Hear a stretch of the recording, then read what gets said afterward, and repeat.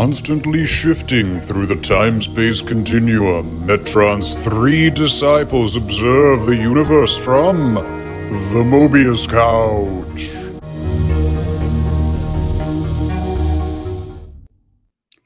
Yo, it's the Green Machine. Gonna rock the town without being seen. Have you ever seen a turtle get down? Slamming and jamming to the new swing sound? Yeah, everybody, let's move. Vanilla is here with the Mobius Couch. A time-space interdimensional vehicle from which your three hosts survey the world of comics and comic book movies and comic book related everything. People of the world, I'm Alessandro, and joining me as usual on the couch are Joe. Oh, hey, man. And Patrick. Hello, hello. As usual, we've got small talk down. Yeah. Hey, Patty. Hey, Joe. How's it going? Man. Hey, I'm good. Listeners, I can't stress enough the fact that we have known each other for decades. I'm really sad you didn't go with Turtle power. No, why didn't you? It's a much better rap song. Rock. Go Ninja, go Ninja, well, rock. this is the Go Ninja Go, but I couldn't work the Go Ninja part into Welcome to the Mobius Couch. Oh, So I could have just done Go Ninja, Go Ninja, Go Ninja, Go to the Mobius Couch, I guess. Yeah, that would have been good. That would have been a really large reading of a song. Not that you haven't done that before, but you know. Yeah, I think I've done like entire lyrics before, but just anyway. reading. Right, and then let's go Ninja, go to the Mobius Couch. All right, but speaking of Go Ninjas, we are here to talk about a Teenage Mutant Ninja Turtles property. We're going to discuss the Last Ronin, which is that is correct. Yeah, which is a comic. Which is a comic book. Yeah. Yeah. So the future of New York City is dim in a high-tech urban battlefield controlled by the Foot Clan. I think that's Are we sure that's not and their cybernetic soldiers. Are we sure that's not Last Tuesday in New York? But right. From the wasteland outside the walls stalks a lone surviving turtle. The Last Ronin. Yeah. So we're talking about the Last Ronin. I'm just going to come out and say this to be transparent. Yeah, right away. Yeah. I don't want to talk about this. I'm just going to level with everyone. This was a chore. Wait, Al, how did we find this comic book? How did we get there? I think we were drunk at 11 p.m. after recording our last one, and we were desperately trying to think of what to do next. And I think, Joe, you mentioned, I heard people talk about the Last Ronin. Yeah, I did. Yeah. And we just said, that sounds good. Let's lock it in. Yeah. I think that was the thought process. Well, so we also like to read stuff we haven't read before. So that was part of it. Yeah. It's a big part of it, I think, for most of us. But, that was a chunk of hey, none of us have read this. We've heard good things. Why not? Heard amazing things about it. Yeah, I heard amazing things about it. Yeah, I heard Tom Cruise read it and said it was the best. Yeah, it was this is what comic books need today. This is what's desperately missing. Yeah, just to be topical, because I don't know when this is coming out. We're making fun of Tom Cruise's review of Flash movie comments. Yeah. All right, but let's just get into this. So a little bit of history on Teenage Mutant Ninja Turtles for listeners who may not know. So the Turtles were originally a comic book, came out in 1983, written by Kevin Eastman and Peter Laird. So the comic originally was conceived as sort of a parody of a lot of things going on in the early 80s comics. So the mutant part came in from X-Men. The ninjas ruling New York stuff was all basically Frank Miller or Daredevil. There's a lot of Daredevil. There's a lot of Daredevil in TMNT comics. Hand versus the Foot Clan. Yeah. And the teen part allegedly came from Teen Titans, the popularity of the Wolfman. Teen Titans were in the early 80s, and that's where the teen part came in. Not Donna, but specifically the Wolfman. The Wolfman. The Wolfman. Yeah, not. Look, ask for the Wolfman. Right? Yeah. If you're at Gallery Furniture in Dahlonega or whatever, ask for the Wolfman. So that was how they conceived the comic. And the early books were very much kind of like a satire parody of like grimdark, Daredevil, that kind of stuff. Over time, I think it developed its own lore and kind of became a more like face value, genuine comic book about these Ninja Turtles. I've just to be my own personal story. I've never read any Teenage Mutant Ninja Turtles comics. I saw the cartoons when I was a child and had the toys, and so I was introduced to kind of the more child-friendly version. The movie was a little bit more kind of like PG to adult, but still pretty child-friendly. There's a scene in the movie where Raphael literally stands on the rooftops and screams "damn" at the top of his lungs, and then it echoes throughout the city. That's really edgy. That's pretty adult. That's edgy. I'm just saying, when you were a kid, you're like, did he just say damn? It was a big deal. Yeah. Oh, I got in trouble because he loses his sigh and he looks at his hand and he goes, damn. And I did that. I was trying to beat Raphael. I was like 5 and I did that. And my mom got so mad at me. Bad influences, those turtles. Yeah, that'll get Alan mad at you. But the original comic was very mature and adult. I don't 100%. think the cartoon was like a whole different tone from what the original source was. Vastly different. Yeah, and the world is like, it's pretty ridiculous. So it's these turtles get mutagen on them and become ninjas, and it's like again, Daredevil, not this Daredevil. New York. Again, it's kind of like a Daredevil reference, but it posits this New York that's ruled by Yakuza ninjas in the shadows somehow. It's ridiculous, and the Shredders, the bat, they all that BS. Also, so their Master Splinter is a pretty direct reference to Daredevil's Master Stick. Like things like that are pretty one-to-one, like we're poking fun at Frank Miller's bullshit. Yeah, but as you said, I think over time it kind of like it definitely stopped parodying and started going, oh yeah, let's go with this. Yeah, we're running with it. Yeah. So that's the background of the Turtles. This takes place again. Joe gave you the kind of elevator pitch of this comic. So it's in the future in like a post-apocalyptic New York, ruled by the Foot Clan, and a single solitary Ronin ninja is there to do something that we're about to find out. I want to talk. All right, well, we'll get to the reveal in a sec because I do want to talk about who did you think it was and that kind of thing. Oh, okay. But let's get started on this. So we begin. It's just like a gross New York. It's a New York with a wall around Manhattan, and the water's all brown. I guess it's like a polluted nuclear water. It typical like Mad Max sort of escape from New York. Yeah, escape from type kind of whatever. This does feel like maybe this was the appeal to some people who liked it. It does very much feel like an 80s comic. Like the aesthetic is very future from the 80s movie, kind of but also comic. But yeah. It feels like almost like a Van Damme 80s movie or something. Like it's something like that, like a kitschy sort of. Yeah. All right, but so we see a single turtle. We're so used to the turtle being a group, but there's only one turtle. Oh, it's the Last Ronin.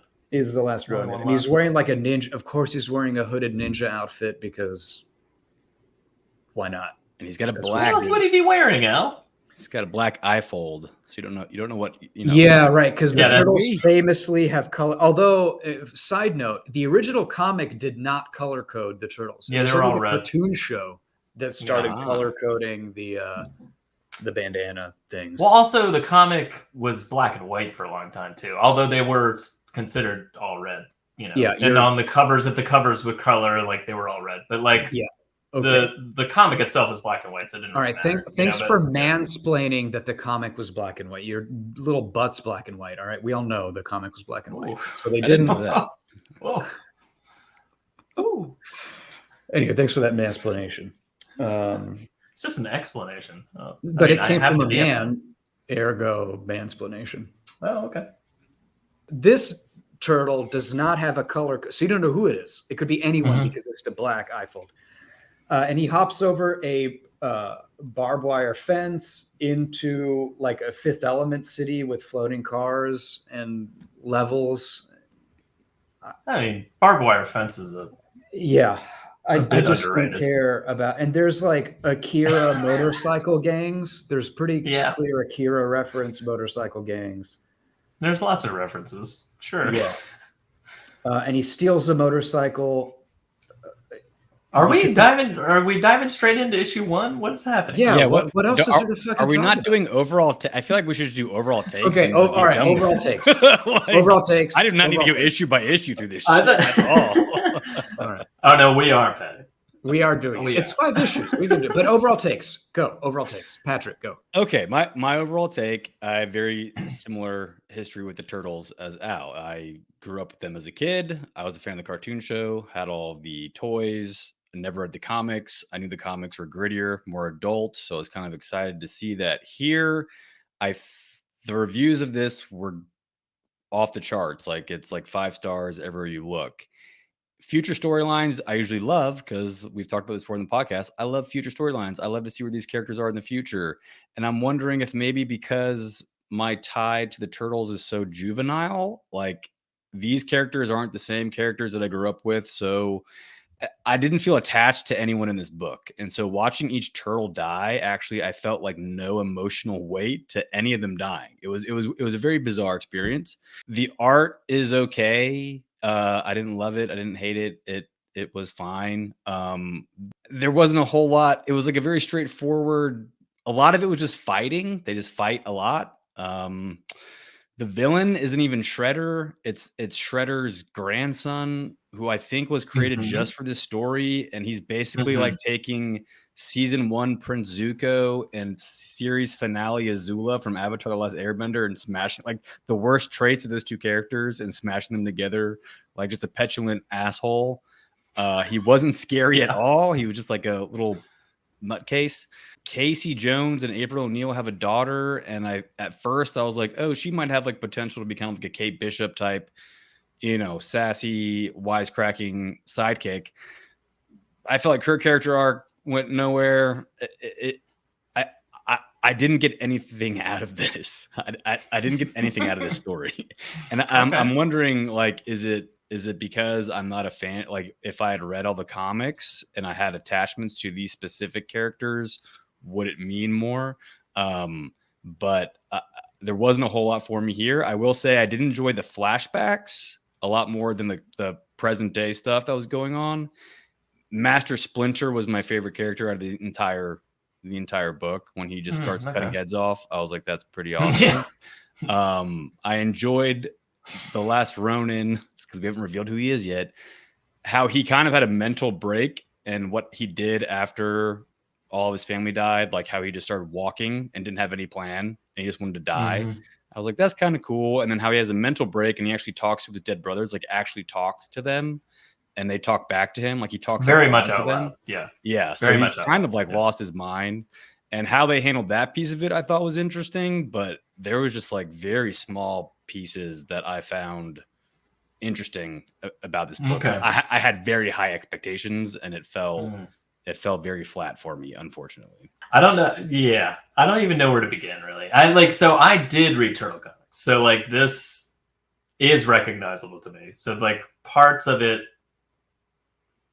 let's just put this out front. I'm not going to sit here and defend this comic all night because it's not defensible. But I appreciated aspects of it probably way more than you guys clearly. So like part of the hype is there for me, but like it certainly fell flat on a lot of levels, and it does not deserve the amount of praise that everyone's giving it. However, I did enjoy certain aspects of it, very specific moments. A lot of the flashbacks were better than I think the current stuff that was going on, as Patty just said. It's fun in a way that it's exactly like Turtle comics were when I was reading them in the 80s. Like it's so much like them that it's like almost jarring. Like reading this comic, I swear you could have read the same exact comic 38 years ago. Like that's how well this matches the Turtle comics of the 80s. The problem is that it so well matches the Turtle comics of the 80s, and it hasn't grown in 38 years. Like it's the same, right? Like Eastman is like kind of all the dialogue is super weak and just super boring. Yes. And I'm at like the second people start talking, I'm out. the storyline as a whole, like where everyone is and what was happening, what happened to them and what's going on, I was interested in, and I'm invested in it. But like the rest of it, just like on the surface, it was just read to get to the next part, read to get to the next part for me.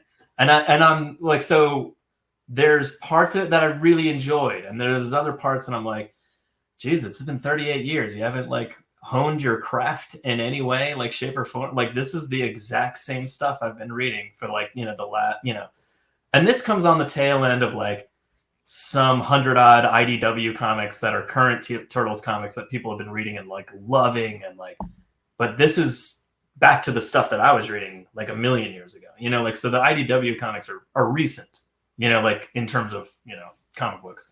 But yeah, it's just, for me, I think it's the shocking lack of growth in the like the creative behind it that's makes it like not unreadable, but just like, whew, this is just empty dialogue. It's like the kind of dialogue that would be in like a movie where, like we were just saying, like Van Damme or Arnold Schwarzenegger or like Kurt Russell escaped from New York kind of thing. Like, I'll see you next time. Like kind of like just that kind of like one liner after one liner, and you're like, what the fuck is this movie? Kind of thing. Yeah, well, it has that feel. Anyway, so the art's good though. I like the art because it's good. Sorry, now it's good for what it is. Like it's very reminiscent of like Turtles art from the past. So like, but it kind of a newer take on it. So I kind of enjoyed that aspect of it. I really liked the flashbacks with Mikey going on certain adventures in the past, and like the hash marks and like the way it's colored and drawn was straight Eastman. So that was like very nostalgic for me. So like there's parts of that I really like. Yeah, I was so I also like, I honestly didn't mind the art by, I think, the Escorza. They're both Escorza, Isaac. Yeah, and Esau. Yeah. I thought they did good. I didn't mind it. It was like pretty stylized. I thought it worked. The thing about the story that bugged me is, it's just, so the first issue, he gets to the tower about to fight the bad guy, but then plot whatever device, he falls to the bottom and he has to heal, and then we spend 5 issues just doing filler until he can get right back to where he was to fight the bad guy. And it's just not a strong story to carry a multi-issue, because the only thing he has to do is heal back up to then try to attack again. Like there's no real narrative thread or growth happening. It's just time filling. And yeah, so issue 1 is a frontal assault on Oroku Hiroto's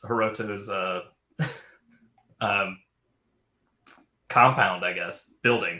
And then the 5th issue. What's that?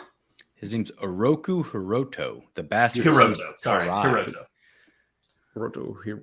Yeah, I think that's also like, I just Oroku Karai is his mommy. Yeah, who the fuck is she? Again, she's Shredder's daughter. Oroku Saki is Shredder. Yeah.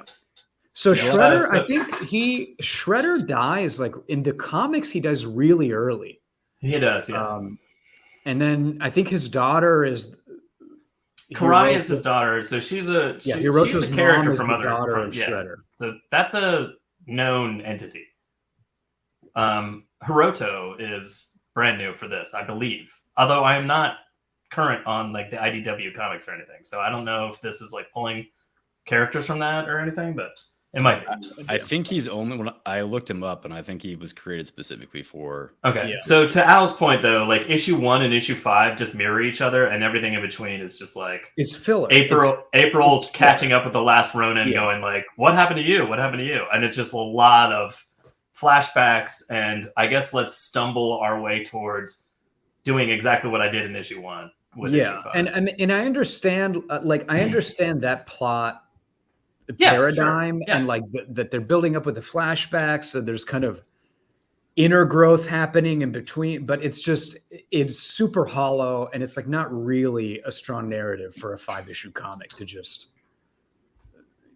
retrain and heal to then go back and do the same thing. But let's talk about issue 1. Let's talk about issue 1. All right, issue 1 is called Wish for Death.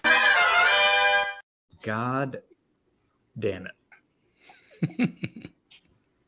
Don't tell your mom I said that. Patrick, don't tell your mom I said that. Oh God, she'd be. If you said God damn it, not just damn it. You're out. You're out. You're not Patrick's friend anymore.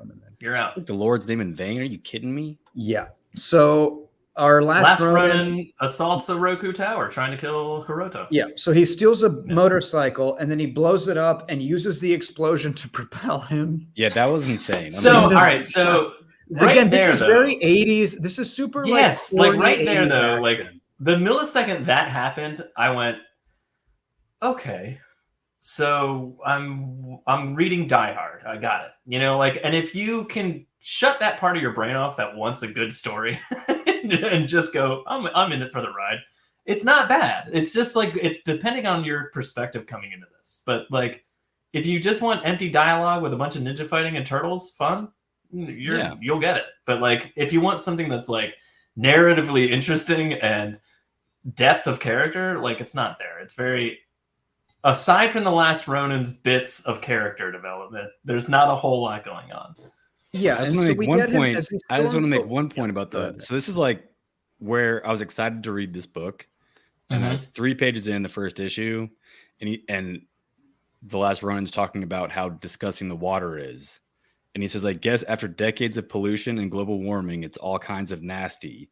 That's okay. I'm not human, and I've got plenty of my own nasty." And I thought, okay, this is not going in a great direction. That's already. The ticket we bought. Yeah, that's. The I got plenty. Yeah. So, and then follow that up with, I'm going to propel myself up onto this building with an explosion from a motorcycle. Like, you know, you're right there. Yeah. And so he storms the tower, and we're sort of initially introduced to kind of the vertical stratification of New York future society, where the dregs are at the motorcycle dregs and gangs are at the bottom.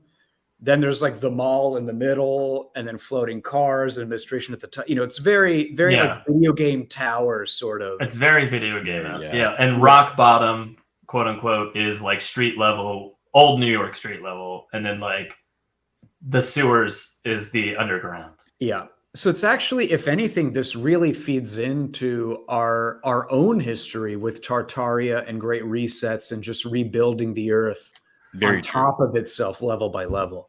So it's actually, you know, science fiction, but borderline documentary in that sense. So Last Ronin, who is he? But also, I like his look, man. I like the ninja get up and like the blade of Immortal-esque weapons all over his body, and the black bandana that say you don't know which one it is at first, and it's I enjoyed it. I did like the story point that the older he got, the more powerful and bigger. Yeah, that was like interesting. The mutagen, I really like that. Takes more. More. That was one of my like he himself was shocked that he survived the fall in the first issue. Yeah, like he was like, "What the fuck? Why am I not dead?" You know, like kind of thing. And he didn't understand like why his body sustained that. One thing I thought would have been interesting is if they tied the mutagen's continuing physical change with like his mental stuff that would have been an interesting layered and interesting, wouldn't it? But instead it's just kind of like, no, you just get stronger and stronger. Well, I mean subtext, is it there? No, but you could invent it in your brain and it is there now. Yeah, but not I mean, really all we really get out of it is like, the older you get, the stronger you get because of the mutagen. But it would have been interesting to tie that more into like, maybe you do lose more of your mind as well as you, but they didn't really. I mean, it was more, the psychological stuff was basically just tied to the trauma of losing his family and all that. I like the cybernetic foot soldiers, and honestly, going back to the art, I like the action scenes. I think the art. There's some decent. Works. You know what it is, Al? There's some really good moments where they don't take for granted the space in between a panel. You know, so like he'll be in one position in one panel, and the very next panel he'll be in a very opposite position. And it's because he's moving so quickly and like fighting through people. And they do it pretty well. Like I think they do a really good job of like kind of getting him into different positions and like cutting people in a certain way. But then the very next panel, it's as if like no time has passed, but he's in such a different position that he's had to have moved in a certain way to get into that position, kind of thing. So they do a lot of good pacing and timing with the action sequences. I think. I just think the action works. Also, he does the we've talked about this basically in every comic we've read the past 2 months, but he does the Captain America split as he's kicking two guys. Well, I mean, he's a ninja pretty often. Yeah. I mean, come on, he's a Ninja Turtle. The reveal that the cybernetic foot soldier is actually part human and kind of alive, and then he just like lops his head off. I was like, oh shit, okay. All right, that's where we're at. All right, we're just murdering foot soldiers. Okay, good. I enjoyed that though. Yeah, it was cool. Yeah, I was like, oh shit! All right. And as he's storming the tower, we're introduced to Hiroto's like at the control center, and we kind of that's when we first meet him. He's just yelling at people to. Yeah, and also he seemed like the grandson of Shredder, and he felt like soft and weak and rich, and he was just hiding in a tower. Yes. And then he just like transforms the rest of the story, and I was like, whoa, what the fuck? Like, where did this come from? And they kind of illustrate it in the second and third and fourth and fifth issue. It's not like they hide it from you, but like the fact that he can fight, like this whole first issue, I'm like, why doesn't he just go fight? You know what I mean? Like having read through the whole thing and you see the end fight. In the first issue, I'm like, why doesn't he just put on his armor and go fight him right now? Like why is he go bring me the head of blah blah blah? Like I didn't get it at all. Also the ravens and the way he looks is very vicious from yeah. Oh, I was just thinking The Crow, like the '90s movie. Oh, yeah, that too. Because The Crow, his hair is dark, black hair. I mean, he very much looks like Brandon Lee in The Crow. All I could picture was this future city with like the crows, and like like every time Vicious walked into a room, and it's like, and then just the swipe of the blood, and the blood drips off the sword. Well, so Vicious, actually, I don't think that was, well, whatever. It looks like a space crow, but I think this was definitely more of a reference to The Crow, the movie. To literally The Crow? Very possibly. Because he has kind of that Brandon Lee look for that movie. He does, yeah. He does, yeah. He just felt like the secondary villain. It felt like there should have been a bigger villain behind him. He kind of felt like, or maybe like the mom wakes up or something. And I was kind of waiting for something like that to happen, like super Shredder. Yeah, well, there kind of was in the sense that he has an organic Steppenwolf looking armor that just it's kind of that. Anyway, Michael, I'm sorry, I almost said the word. We already gave it away. The last Ronin is Michelangelo. Oh shit! All right, so let's talk about it though. Did you know? Did you figure it out immediately? So I thought they were going to go for a real twist, and it was going to be Donatello. I thought they were going to go for like a super twist where it was like the, kind of like the nerdy one that wouldn't be the hardcore survivor. But they kind of did a halfway twist with Michelangelo's. He was the party dude, so it's kind of. He's the youngest one. Yeah, I think Mikey's the obvious choice. Yeah, Raphael would have been like the too obvious. Yeah, too obvious. I think. Well, I mean, and Leo, no. So it's either Donnie or Mike. Yeah, Leo also. And I think obvious. Yeah, I think Michelangelo is the obvious choice in the sense that he's the young one that never takes anything seriously, and suddenly he's ultra serious and like this is what it's all about. Yeah, he's also, I think, a fan favorite, so it made sense. But I was thinking Donnie would be like a real out of left field, like nobody. So I agree with you, but also Donnie is the first one through dialogue that is obviously revealed to be a dead brother talking over his shoulder because he says something about like technology and like hacking into something or whatever. Like as he's making his way up to the tower, of the Turtles dialogue that's talking to him, it's pretty generic, like at first, so you don't know who it is, kind of thing. But Donnie is taken off the list like almost right away, like based on his dialogue. I meant more before reading the comic. Just thinking through. Oh gotcha. Yeah. But I think Mikey was a good choice because you're right. He's the kind of irresponsible, youthful one, and now he's edgy. Yeah, I think it's it's definitely a good choice. It's not the like. I think I agree with you. I think Donatello would have been like actually a more interesting choice. Just making it like, is it Raph? No, of course not. Leo, of course not. Is it Mike or Donnie? Mikey's the obvious one of the two, so why not make it Donatello? Kind of thing. I don't know. Like, I think a better twist is if he just unzipped his shell and it was Splinter. Okay, yeah, okay. So that's my. I was thinking like it would have been great if Splinter was the last. I mean, there's no mystery there. He's a rat, but like if he was a survivor and all of his sons were killed, that'd be interesting. But going back to Donatello, holy shit, that's a great idea. the Donatello would have made sense because it's the future and it's all technology. Like the villain is all technology based. And there probably would have been a lot to explore there. And I think I was going back to my overall take. Like I didn't feel a whole lot when the other turtles were dying. I think Michelangelo kind of being the innocent one, seeing him die probably would have been a little bit more heartbreaking than like seeing Raphael die. Like Raph kind of got what was coming to him. He kind of asked for it. He's also a little bit of an asshole. Raphael? Yeah, he's a little bit. Yeah, well, he's cool but rude, okay? Like, I don't. Well, he's a Sigma. He's like a Sigma incel kind of. Like, no, I'm not a big fan of Raphael. So the robots get stronger as it goes up. I just wrote rollerblading lady robot feels so old school turtle comics to me. Yeah, no, that's like again a straight 80s, just straight Peter Laird and Eastman. Super 80s thing. Just crushing it. We get introduced to Hiroto like weirdly rubbing his mother's cryo tube. Yeah, I didn't. Yeah, which is so bizarre because in the end, spoiler alerts for 5 hours from now. I was going to bring that up. Yeah. But yeah, like it just like what the fuck? Like anyway, we'll talk about that when we get there. Yeah, but he weirdly like mentions his mom's in cryo sleep. Also, she looks like she's about 23 years old and has like 40-year-old. It's weird, Anyway, whatever. Well, I mean, she's been in cryo for a while, I guess, yeah.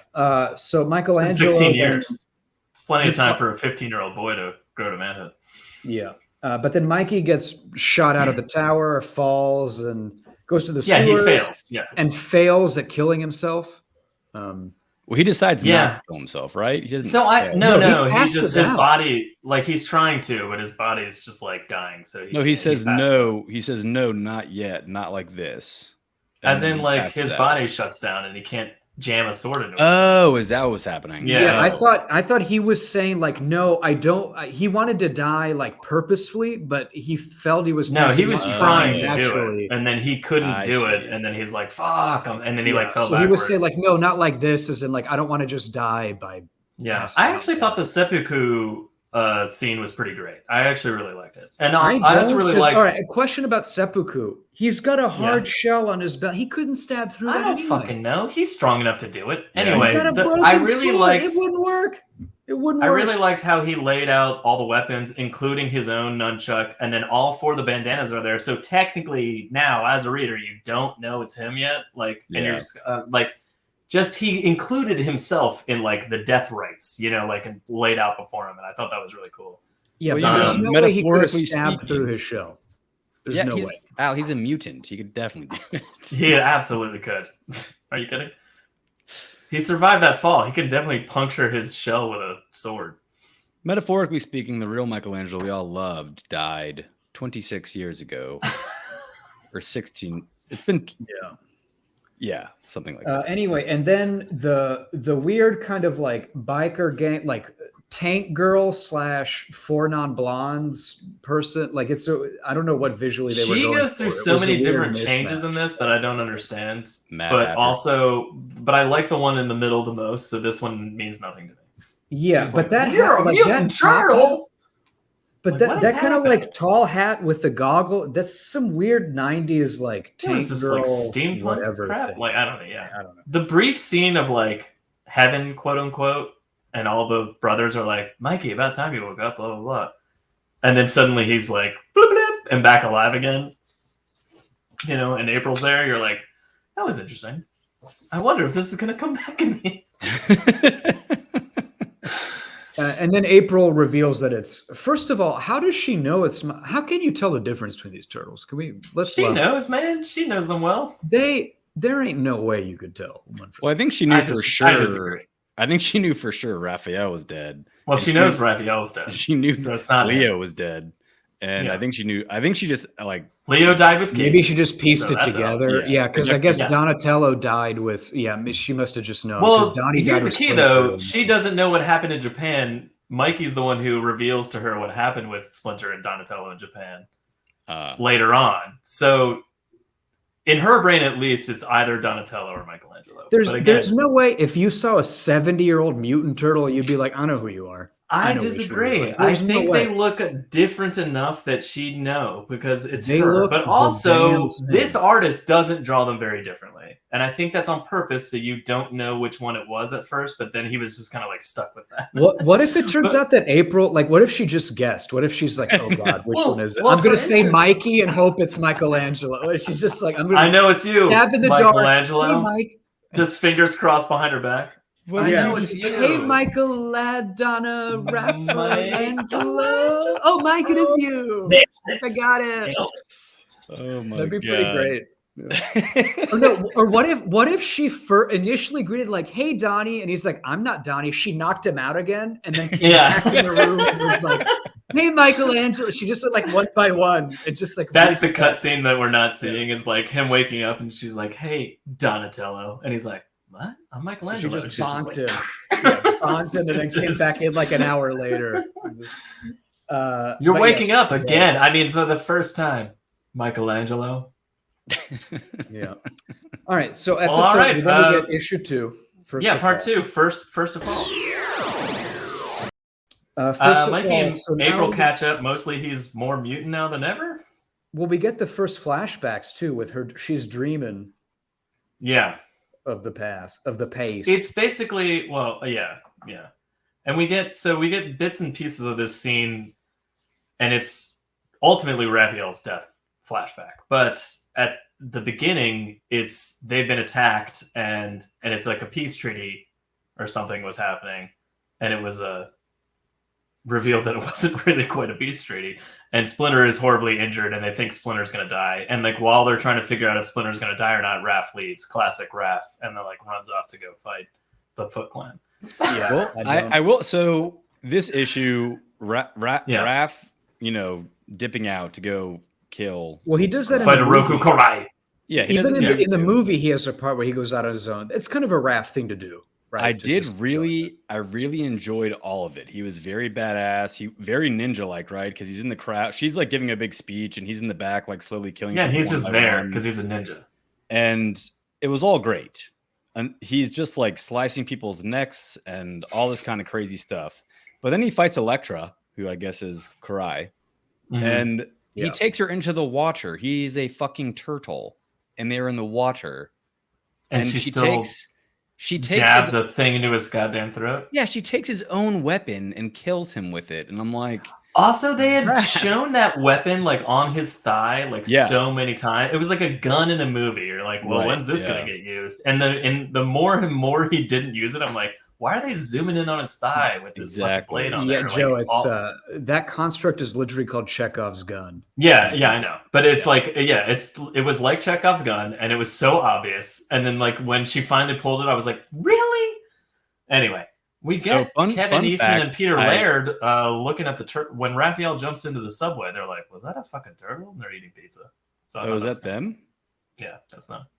Well, one fun fact, because I read like a article, like a glowing review of this book, and they said that when Raphael gets stabbed, he gets stabbed in the she stabs him with a sai, like up his neck. And I guess in the close up of him, you can see the tip of the sai in the middle of his mouth, like inside of his mouth. What? Yeah, I wrote a lot of blood porn. A lot of blood. Although it looks cool as an indication of like where the weapon came from. I like so. With the art style in that respect, I really enjoyed some of the gore because it was like, their arm is in a very different position, but the arc of blood coming from like the person's body shows where their sword was, kind of thing. Yeah. And I thought that was pretty cool. Like, or weapon, whatever weapon. Yeah. And so I don't know if Shredder's daughter was in the 80s comics. I mean, she is literally Elektra. Yeah, it was kind of annoying. It almost seems like copyright infringement, how much she is just Elektra. Visually, I mean, right. And so Raph dies 10 years before the other turtles. I think, right? Okay. It's a little while before. Also, we get to see Mikey like naked pretty much in this issue. He doesn't skip leg day. Funny. It's funny you mention that. He's a thick boy. I mean, they all are. The turtles do that a lot, and it's like I understand that there's a shell, and like it doesn't make any like. Classically, they're not wearing pants, but in the comic books, they wear clothing like a lot. So like when they're not wearing clothing, it is mildly jarring, and he's just wandering around with no pants on a lot in this. Is that how real do real turtles? Where did their penises come from? They have a shell, like a shell on their crotch. How do they get the dick out? It maybe that's been Mobius Couch for this week. Well, because Mikey's shell like legit covers his dick area. Well, yeah, it always. I mean, they always do. But then how do you get the dick? They're wearing belts. That's all they. But how do real turtles get their dicks out? I don't know. I'm gonna Google. Also, it doesn't matter because he's a mutant turtle. Also, I would say why would you mutate to not have a penis? It's under the shell, man. It probably. I don't know. No, okay, so turtle dicks peek out from under their shell doesn't cover it like his does. Oh. Their shell like stops at the waist level and their dick. I can't believe we're talking about this, but of course we are. It's weird because I feel like obviously it's been covered forever via the comic books and the cartoons. So by the shell. No, so real turtles. So this is not weird. If you look at a man body, a real turtle shell would end at the belt line. And so your dick could then still be there. But Michelangelo's shell goes past, is like a cup. So what you're saying is retroactively they fucked up and they should have been always wearing pants. Yeah, that his shell shouldn't be like that. It wouldn't work. That's not how. Well, I mean, it's not that it should or shouldn't. It's that it always has been. So this shouldn't be weird for you. Is the point? like this is the part that I'm questioning. I mean, maybe like Splinter castrated them to make them eunuchs, to make them devoted only to. But that wouldn't. Or maybe when you become a mutant human hybrid turtle, like you don't really. Yeah, maybe it is. It would make the shell. Maybe you're radiated. Your dick falls off. Yeah, you're radiated. That was the plan. Yeah, maybe you're asexual. I don't know. Why would I don't know the fucking anatomy of a mutant turtle. Anyways, the bigger conversation to be had is Michelangelo on the Snyder Zeus scale? No, he's too monstrous. He's not. You have to be a human to be on that. Come on. Well, I disagree because the Hulk is on the scale, and I mean, if the Hulk is on the scale, yeah, but the Hulk doesn't have a hard carapace covering his dick. I mean, if we just take into account his legs, his I mean, just look at those arms. Look at those legs. Not on the scale. I mean, he does. His legs are like he doesn't skip legs. Patrick, the answer is he's a 4. He'd be higher if he was a human. Okay. That's the answer. I mean, his traps alone put him on the scale. His traps. I still think he's too 100%. thick to be, because Snyder Zeus is like a lean muscular. Michelangelo's too like stocky. Lean? Snyder Zeus's arms are as big as my chest cavity. No, but it's still a lean ripped. Michelangelo's like a stocky. Look at the definition in Mike's deltoids to his biceps to his triceps to his forearms. They're all very segmented. Are you zooming in on this one panel with he's by the chairs? This one? After yes. Yeah. This is exactly what I'm looking at, and I agree with you, Patty. Look, if you want to talk Snyder Zeus, Hiroto's pretty ripped too. Like in the by the way, like he's back on bad like dialogue and stuff, and not art-ish, but also art in this moment. The wait, what? Casey's still alive? And like the swirls, and he's like throwing his teacup in the air. I'm like, what the fuck? What is this over insane reaction? Like Casey had the same reaction when she was like, "You're a mutant turtle!" Like, and like did this weird like bodies in this weird shape thing, and I'm like, what the fuck is this? I mean, it's one of those just overexpressive. It's like in film when people get mad and they like throw a phone across a room, which has never happened in real life, but in I movies, throw my phone people across do the room all the time. No one's ever done that. No one's ever thrown a $1,200 iPhone to the ground. I hit my iPhone at the wall so hard that it's broken the wall and not my phone. No, nobody ever throws their $1,200 smartphone on the ground because someone was. That's 100% true. I have not. It never happens.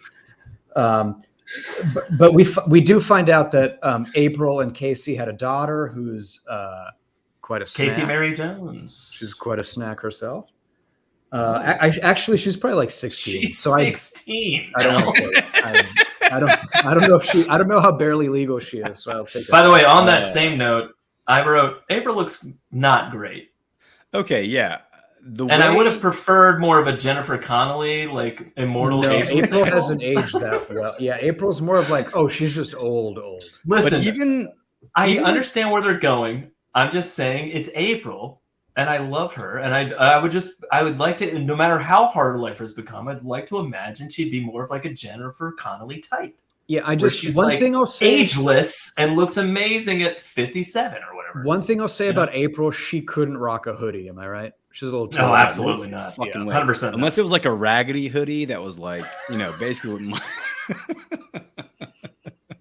what Mikey's wearing in the. I think we can all agree she's aged out of a hoodie. No, but I just want to say about the art. I think something that bothered me about the way the humans were drawn, because even Hiroto, like there are so many lines on his face. It was like almost. Oh yeah, he's got a lot of wrinkles. Like when he does this, like he's got like 8,000 wrinkles going on. It was like borderline Rob Liefeld, and with April, it's like all over the place. I mean, there's a lot of wrinkles in weird places, and they're not consistent. And going back to like the no emotional impact, like the reunion between April and Michelangelo felt so. Like that, like not that they were family, but they were just like acquaintances. It was like, it was more like, oh, you're still alive? Oh yeah. Oh, you're still alive? Oh yeah. All right, cool. Well, you want to hang out, or you're missing an arm, huh? Oh shit, that's crazy. There was no like, oh my god, and like he did that with Casey, just hearing the name. Yeah, like he was like, Casey's still alive. Like you didn't jump out of bed and give April a hug. Like you just laid in there and like, I don't know, whatever. Yeah, there's a lot of emotional beats that didn't happen that should have.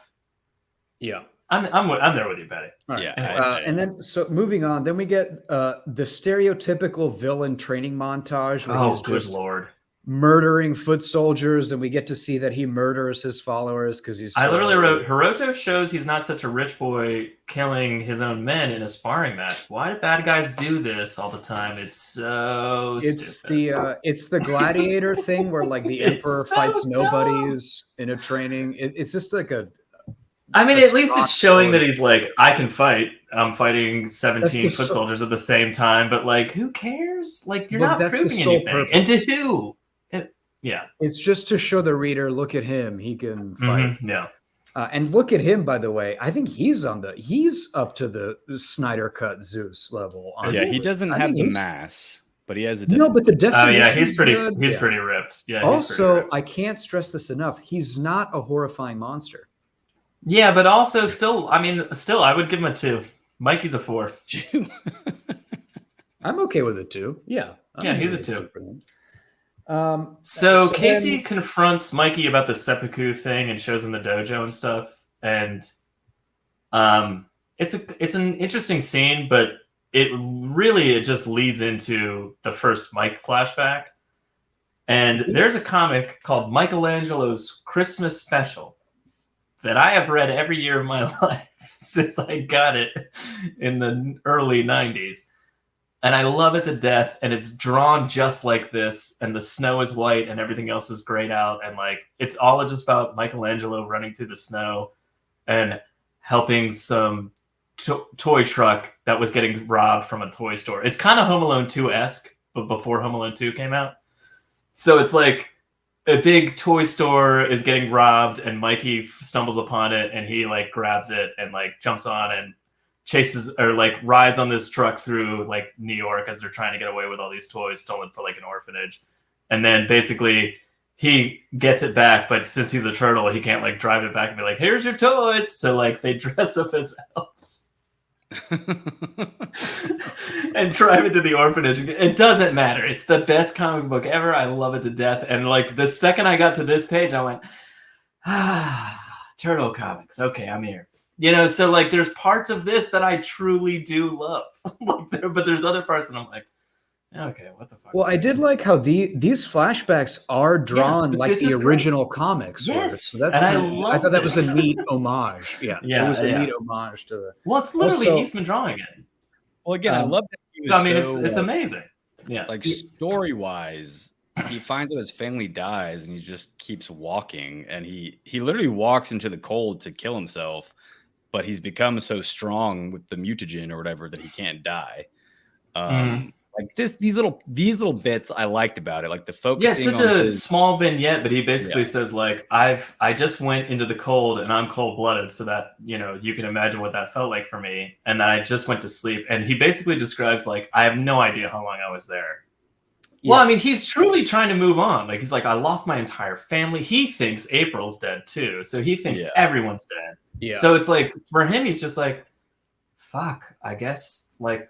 Maybe this, since I didn't die in the snow, maybe I guess I'll just like live off the land and stay here, and that's it. Like, there's nothing else to do. Like, what else is life other than killing the Foot Clan and having my brothers and my father with me? And then I don't know. I like it. Yeah, then he gets called monster and he does the cage fight. It's like typical, like, oh, I'll become a cage fighter for a while. It's just all stuff that's been done before and other shit.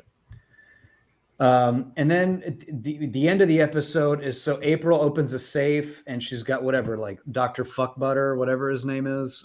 It's called the Fugitoid.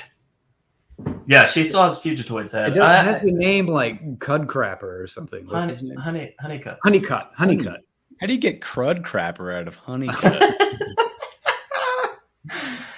The Fugitoid. Anyway, it's a big deal because that's basically the Baxter Stockman to Baxter It's Stock. Chat GPT. Right? It's Chat GPT. It's their version of AI, Yeah. And then we get to the Last Ronin part 3, Fight or Flight.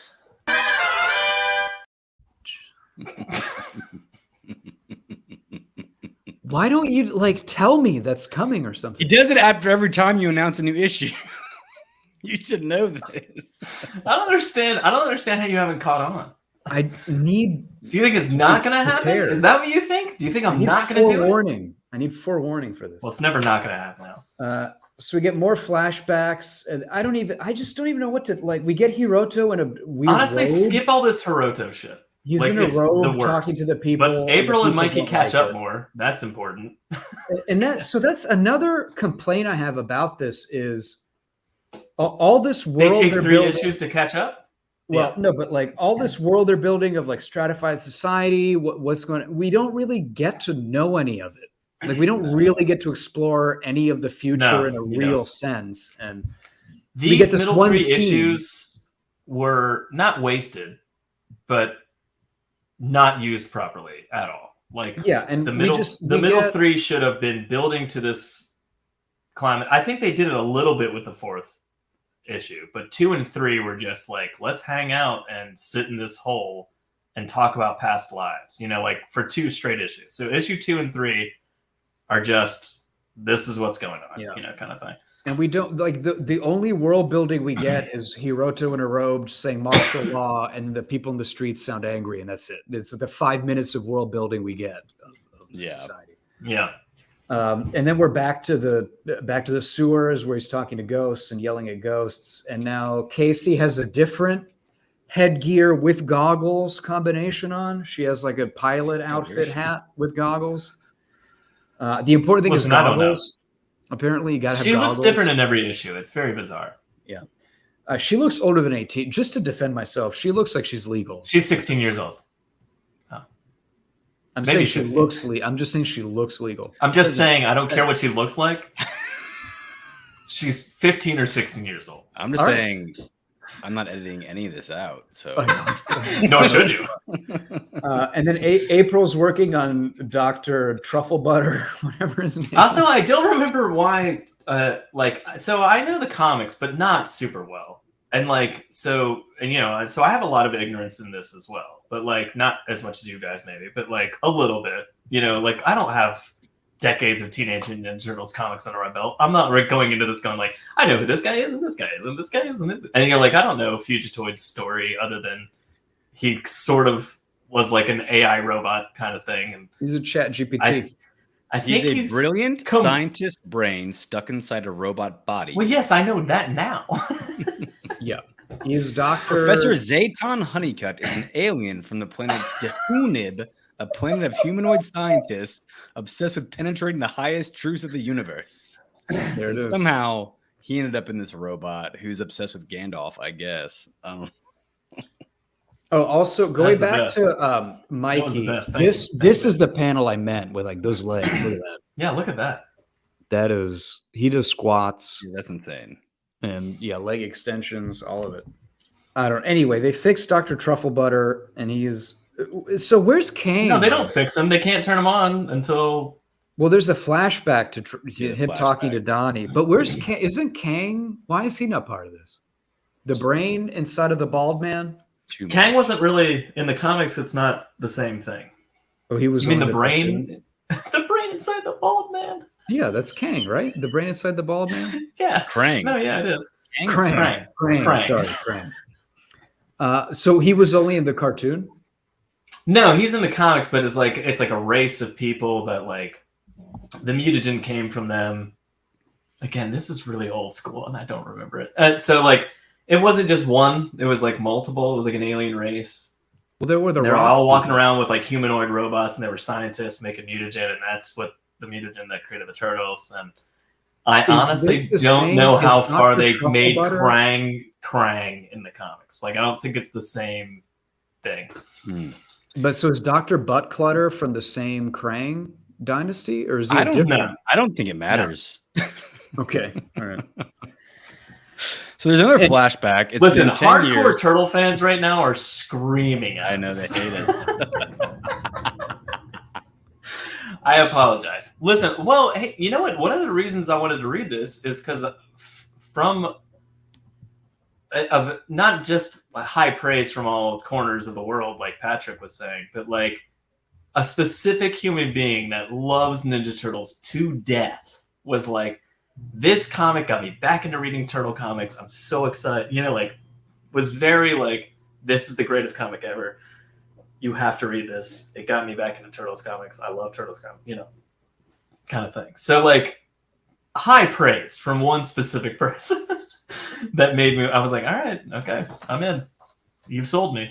But that being said, I don't have the knowledge, the deep cut knowledge to like maybe make this work on that level, you know? Yeah. I'm wondering if it did, if it would mean, if the story would mean more. Yeah, maybe it would resonate more. Maybe this futuristic version of a lot of these characters would have more of an impact. But like for me, mostly cartoon, little bit of comic books mixed with like comic books of the movies, you know, like kind of thing. So it was just the movie as a comic book, you know, kind of thing. Like, not a lot of this is making a whole lot of sense. But anyway, yeah, Casey and Leo die in this flashback. Yeah, well, so Donnie and Splinter get into a spaceship somehow and take that to Japan. It's a Avengers Quinjet. It's a whatever the fuck nerd reference Where do they get you the want. money to build this? They're sewer dwellers who eat pizza. Where do they have the money for a spaceship? Are you kidding? Do you know how much money they've been saving on pizza? None of them get there in 30 minutes or less. Mikey's been saving $30 every day. Look, pizza's not that cheap. They, in New York, they just raised like slice prices by $3, basically. That's what I'm saying. So that pizza doesn't get to him in 30 minutes or less. He doesn't spend that money. Then he just has that money in his pocket. What do you think is funding the spaceship? I don't understand why. So Splinter almost died because the Foot Clan broke the truce. It's 10 years later. Why would they even attempt another truce? I guess because Karai is dead and they want to like trust Hiroto to like not be evil. Because plot requires it. Why? The plot requires them to die. So dumbest. I was like, why are you doing this again? Honestly, is this happening again? Are we doing the truce thing again? Why are you guys doing this? I think that's the never-ending failure of the good guys to trust the bad guys, like no matter what the situation. Never-ending failure. But here's my point: Splinter decapitates people without hesitation. So, is he a good guy, or is he? He's a ninja. He's edgy, bro. He's edgy, dude. It's not about good. It's about being hardcore. At that point, Patty, they have been betrayed. You know, I'd cut off some heads at that point. Too, also, I think he makes some comment like, "Oh, I was prepared for this." Also, that's the next flashback. Let's focus on Casey and Leo. Yeah. So they leave. They leave in their space jet, and then as soon as they leave, Stockman and the Foot Clan take out all the ninjas. Stockman. Yeah, Stockman. Yeah. Yeah. He's the evil scientist, Stockman. Yes. Yeah, Baxter Stockman. Yeah, he's one of the Mega Man villains. I think at level 5 is Stockman. So he and the Foot Clan take out. So apparently the Turtles also have like a whole city of followers. That I don't understand. So this is 10 years later ish. No, it can't be. This is relatively after. No, it's 10 years. Hiroko says 10 years. No. And here's why. Casey Marie is 1516. So it's been 26 years. 18. It's been 26 years. 26 years since Raph died. Raph died, yeah. Okay. All right. Yeah. So it's 10-year jump and then a 16-year jump. No, because Casey Marie 10-year jump, the Hey, Al, 18? Still not okay. The Hamato clan. Okay. I just need her to be 18 for legal purposes. Okay, but so Stockman, so and whatever. I don't even want whatever.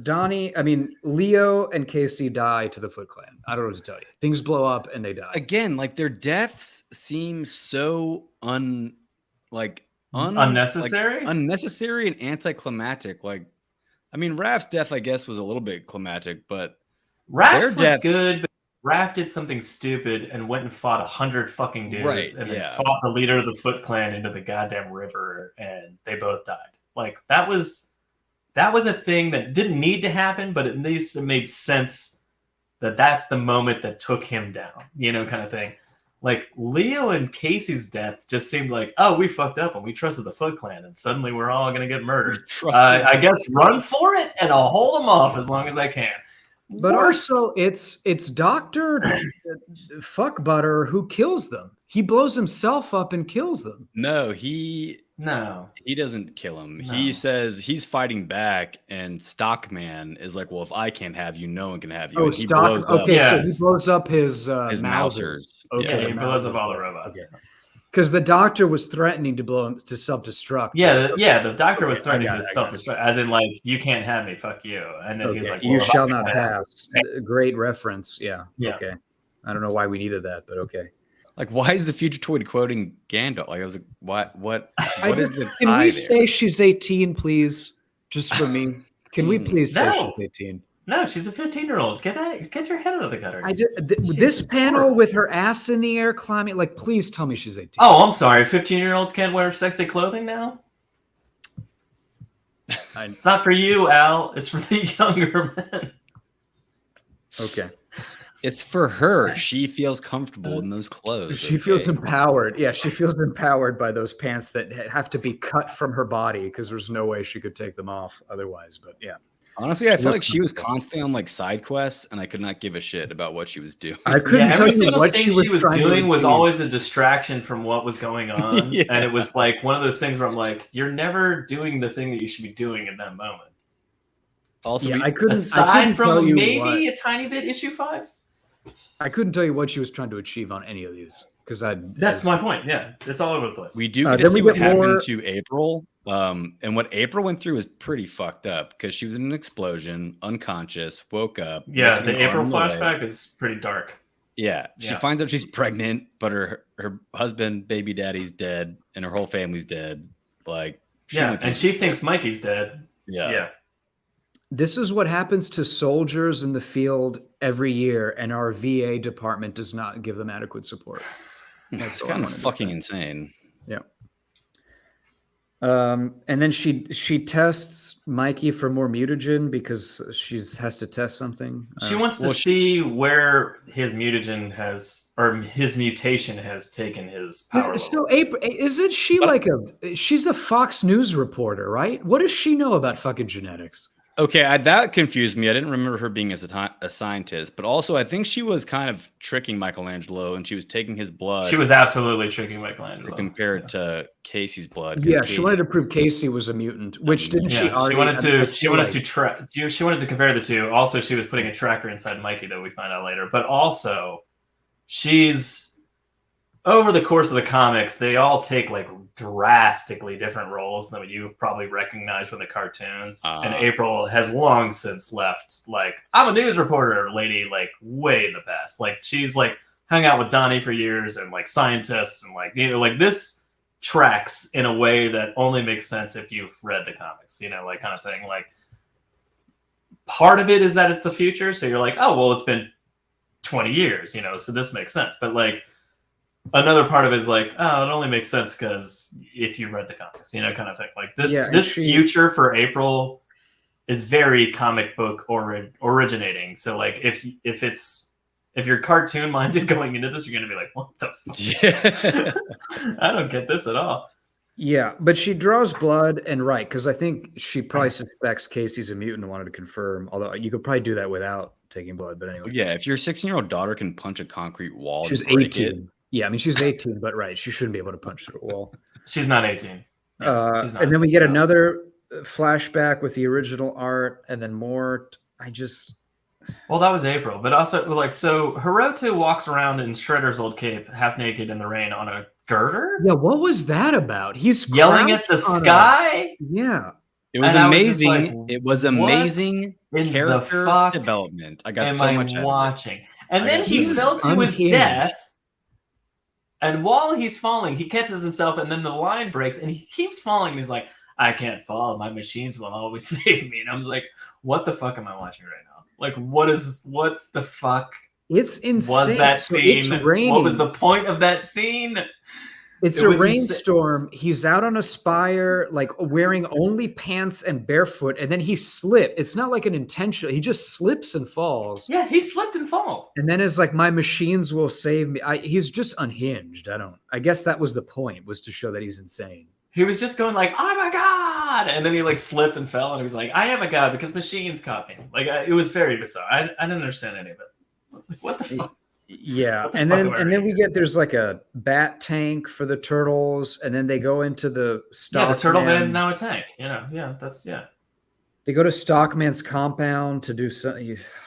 Yeah, the very last page is, let's go fight Stockman's Island, Baxter's Island, you know, kind of thing. And then we're then it's issue number 4, Blood in the Snow. Waiting for it.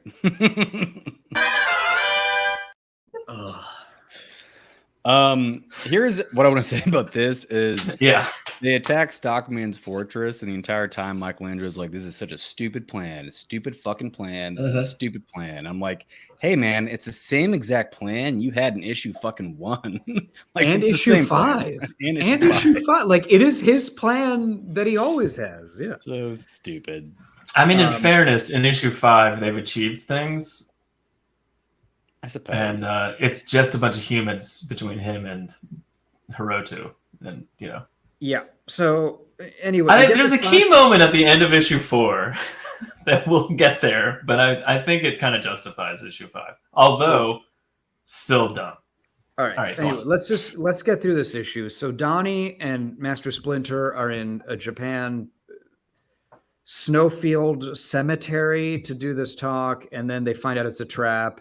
And then they just start. Oh, you skipped right over a training montage? All right. Yeah, so I have one note about the training montage. I have one note about the training montage.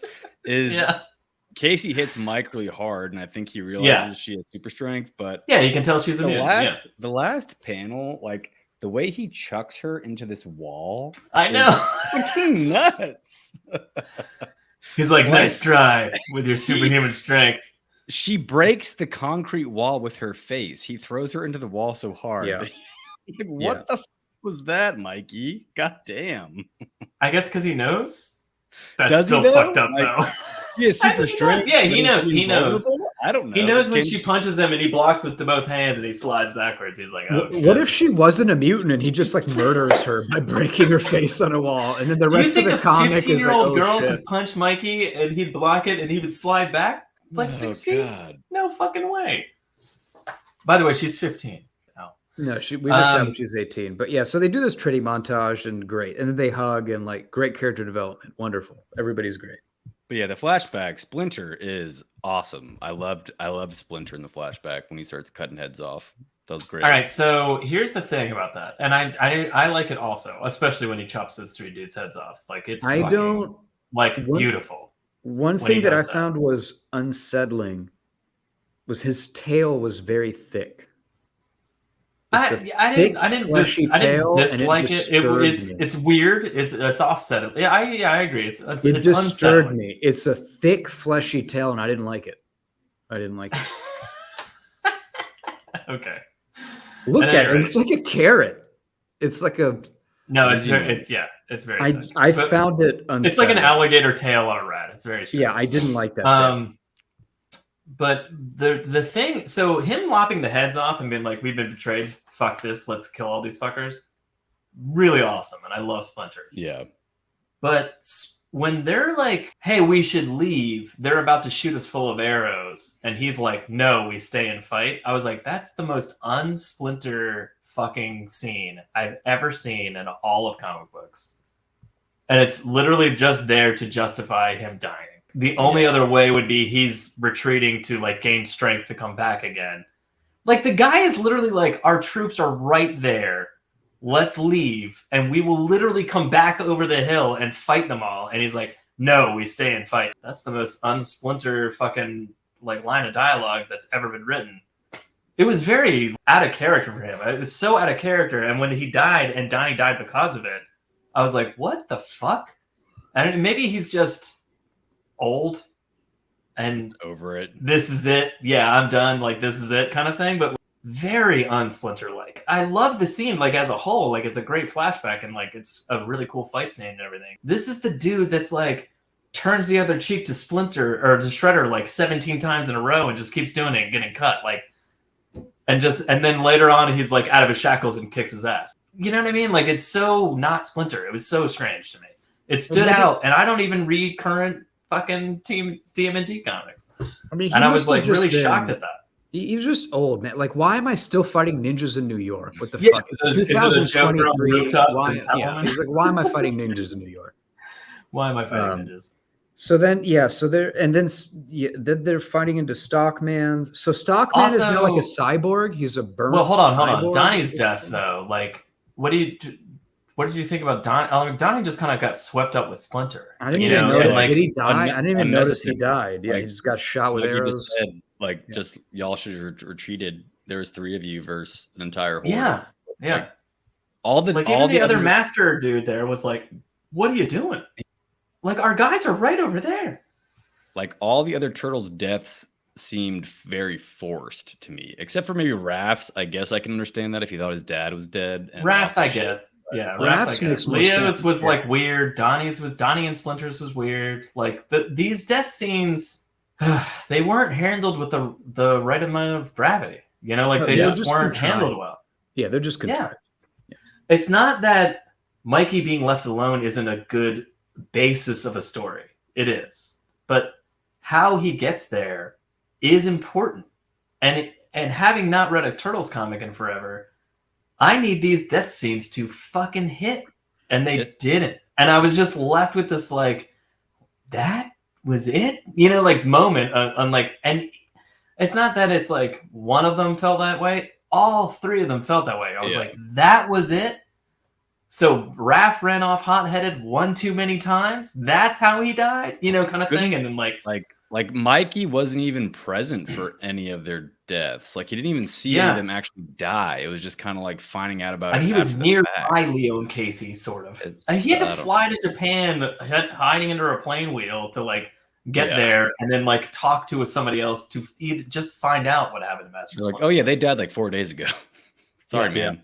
Back to the future present. So they're invading Stockman. So Casey's like in a Huntress Nightwing outfit.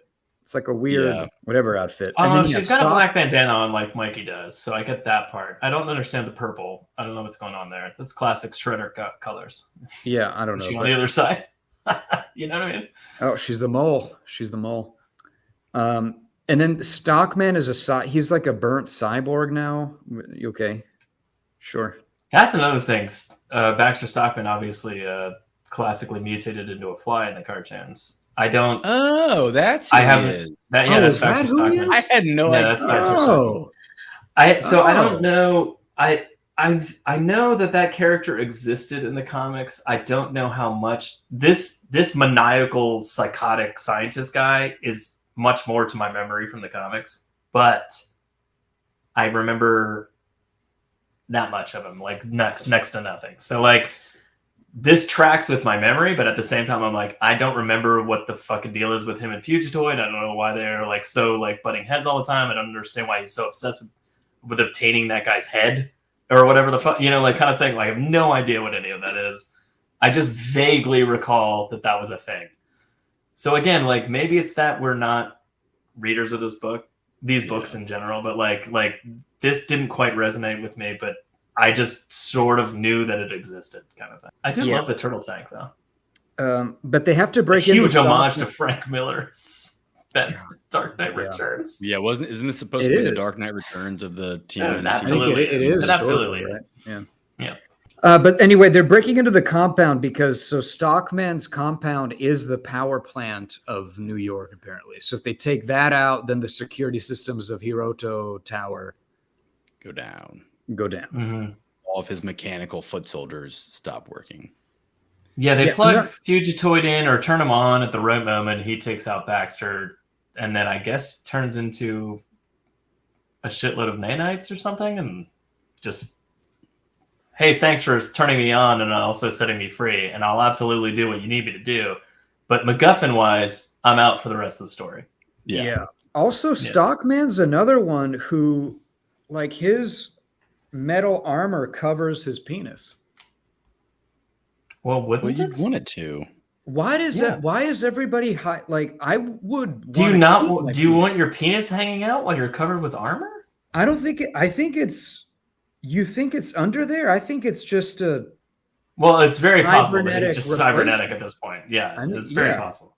Yeah. If anything, it's weird that real turtles evolved to not have their shell cover their penis. That'd be the one thing. I think that's insane. That's insane. I don't know.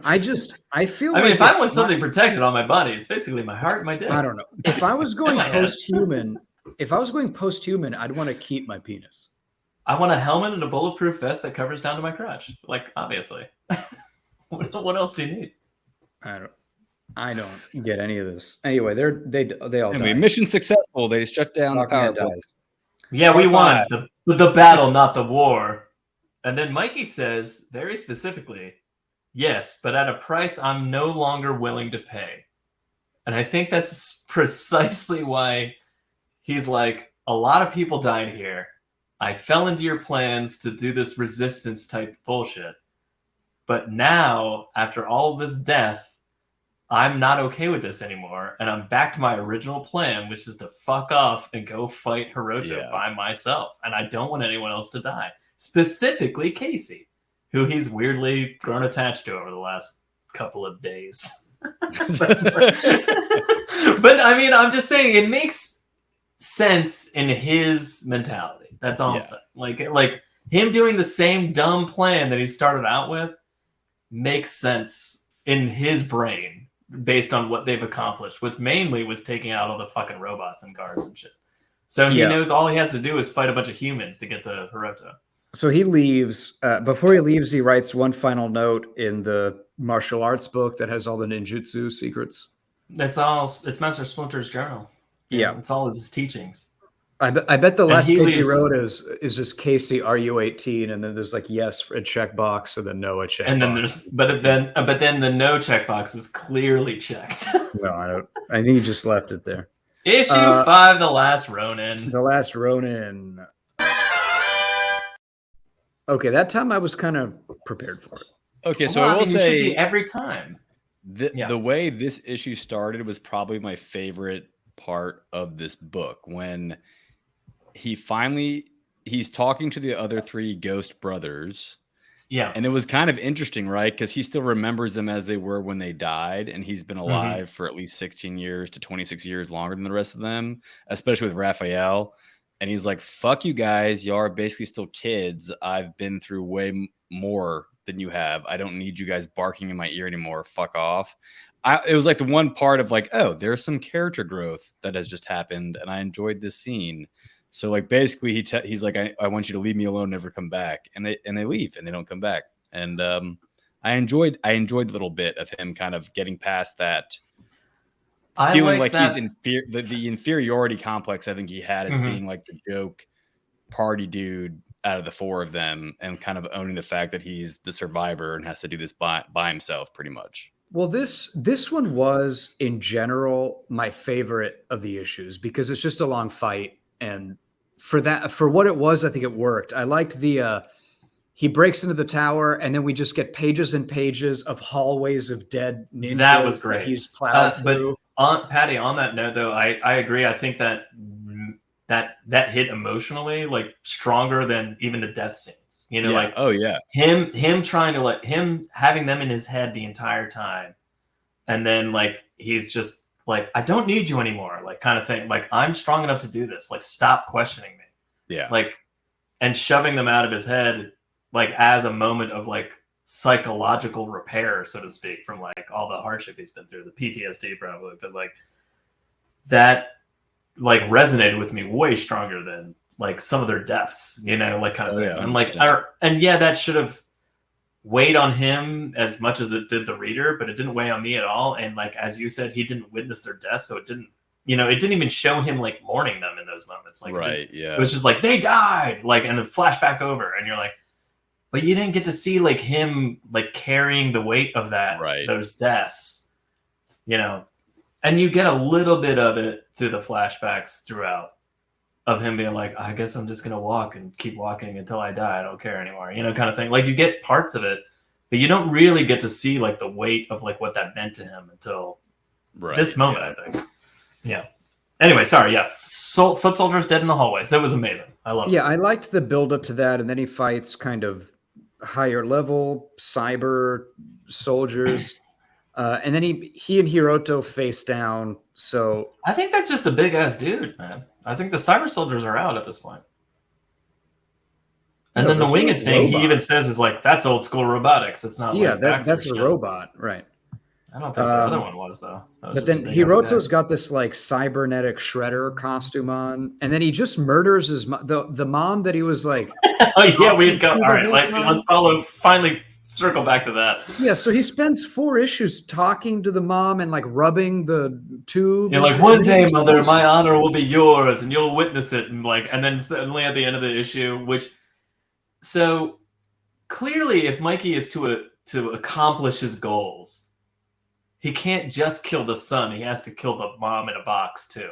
You know, like he can't, and then. For some inexplicable reason, the son's like, fuck you, mom, and just smashes the box, and he's had her in forever. Like, I was like, what the fuck is going on? This villain makes no sense.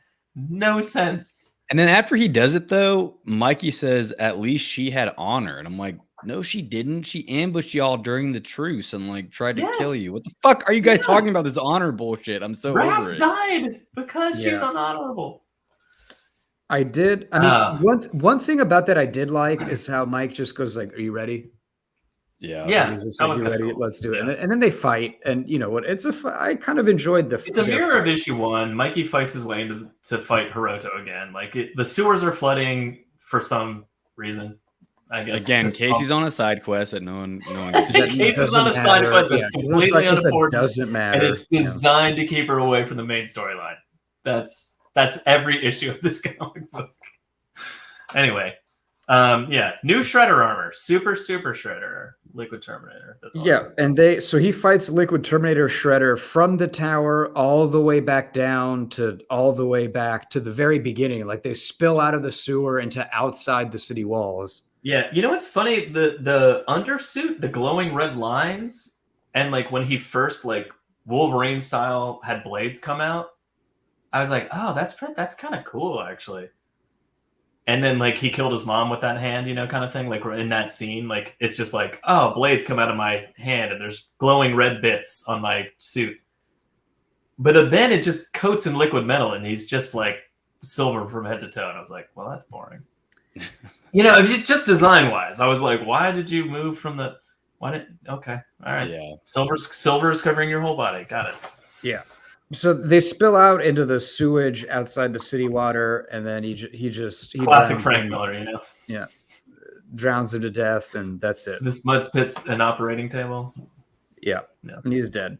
And they both kill each other. Yep, they die. I mean, the only thing I want to say about this whole fight. There's little bits that I liked. I like that he slowly wounded him with the weapons of all his brothers. Yeah, that was kind of cool. And when he does finally break out the nunchucks, I was like, fuck yes. And he just wails the fuck out of him with those nunchucks. And I was like, I love that after all 5 issues of this, after learning it's Michelangelo in the first issue, because he uses the size a lot. He uses the size. I think that was kind of like, is it Raph? Like kind of thing, like as issue 1's going on. But after that, he still continues to use those short, close combat weapons. He uses Leo's sword, broken sword, a lot. But finally seeing Michelangelo whip out the nunchucks was pretty awesome. And that fight in that section of the sewer that they're in was pretty cool. And then also we see, so originally in the journal, in his grief state, he'd written no peace, N-O, peace. But then you find out that what he wrote to leave to Casey was K-N-O-W. K-N-O-W. No peace. So what happened? Did Super Shredder blow up his own body? What was that? No, he had an electrocution field, and Michelangelo grabbed him from behind and then suplexed him underwater, and he just held him. Yeah, but then there's a boom. I think he was self-destructing. Oh, I thought he held him down until he drowned. I guess he did. Yeah. There's definitely a boom panel with muddy water shooting up into the air. There is a boom. I guess he blew up. I think maybe if he had not been submerged in water, maybe Hiroto wouldn't have died. The blast. Yeah, okay. Because it didn't seem like he was doing that in that moment to be like, I'm going to kill myself and you. It just felt like he was like, I'm going to electrocute. But also, it's very ambiguous, so I don't know. Yeah, it's very. The last panel we see Hiroto, though, we get some cake. He is caked up. Oh my god! That butt sticking out of the water. Look at all that mud flowing between those cheeks. I was about to say, look at that gap. Holy shit! He's got some butt gap. Is there like a thigh gap for butt cheeks? Is there a butt gap? Is there? Yeah. Probably some Gen Z term for that. Yeah, but we did get some cake finally. So that's good.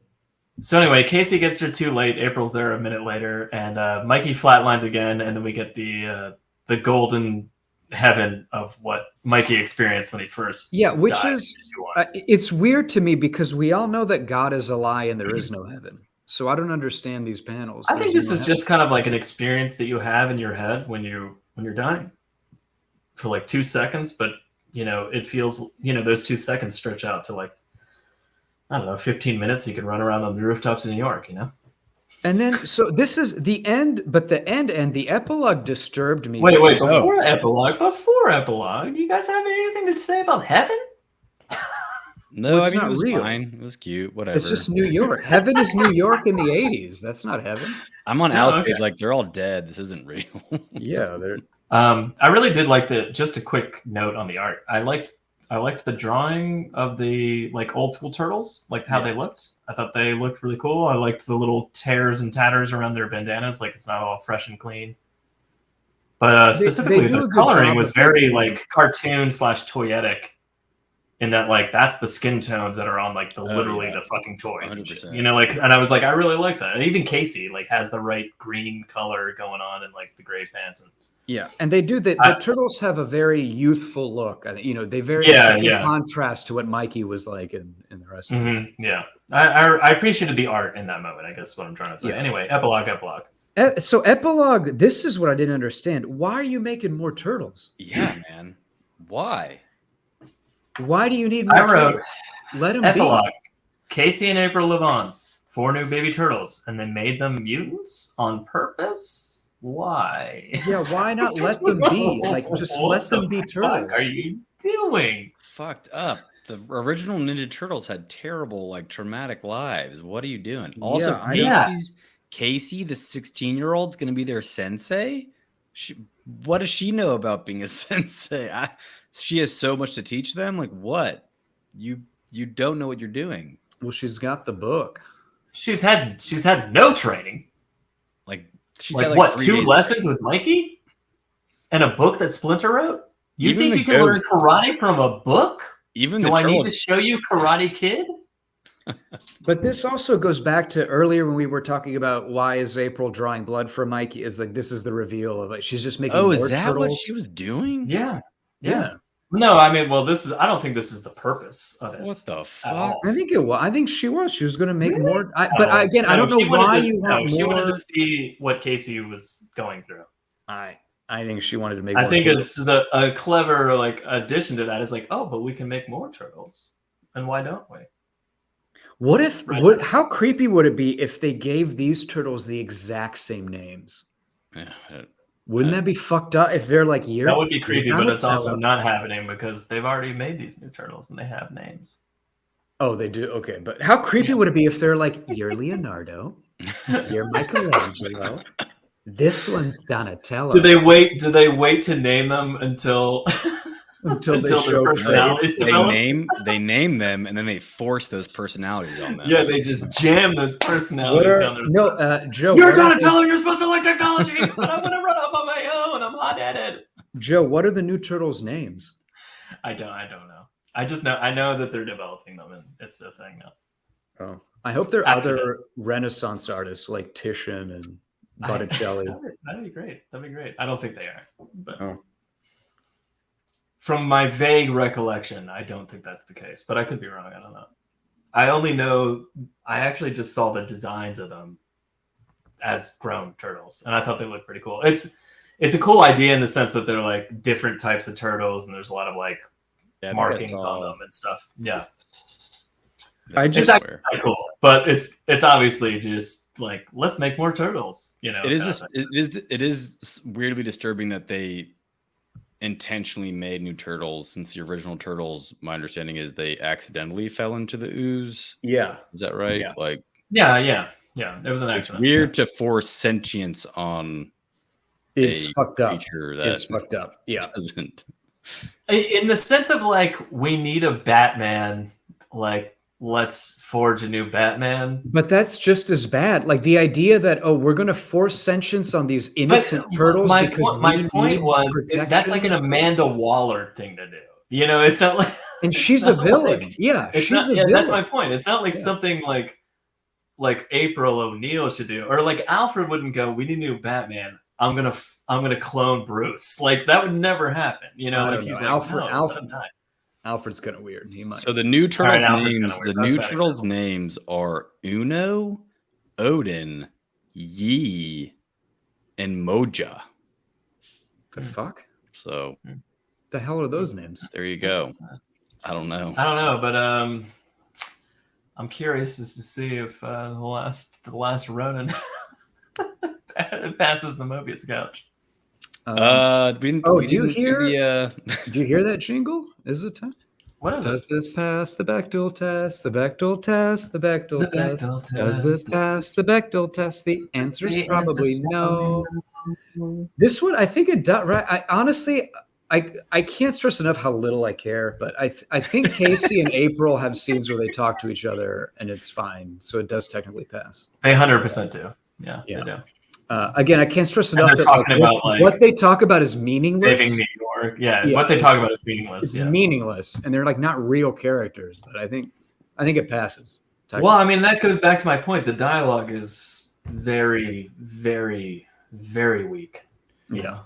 When April's like telling Casey she's a mutant, and she's like, "I know I'm different," and she punches the wall. She's like, "I'm a mutant." I was like, what the fuck am I reading right now? What is this? Casey's still alive. What?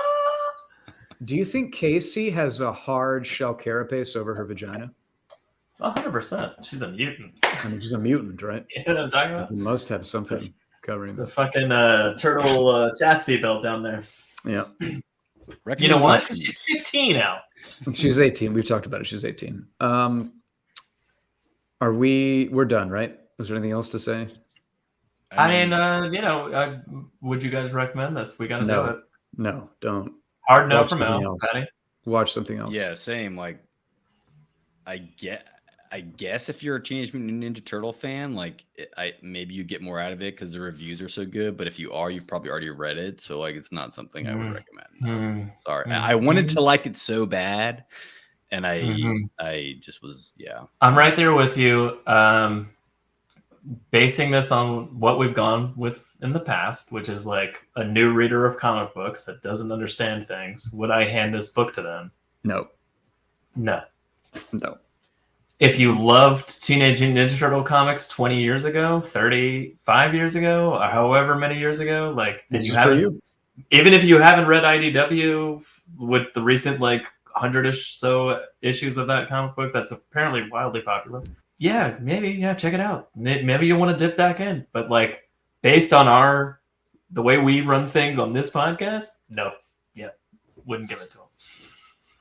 And sorry, Last Ronin, I wanted to like you as much as Patty did. There was redeeming qualities. I have to say, like, Al's like, this is a dumpster fire, and I'm like, there are parts that I truly did enjoy.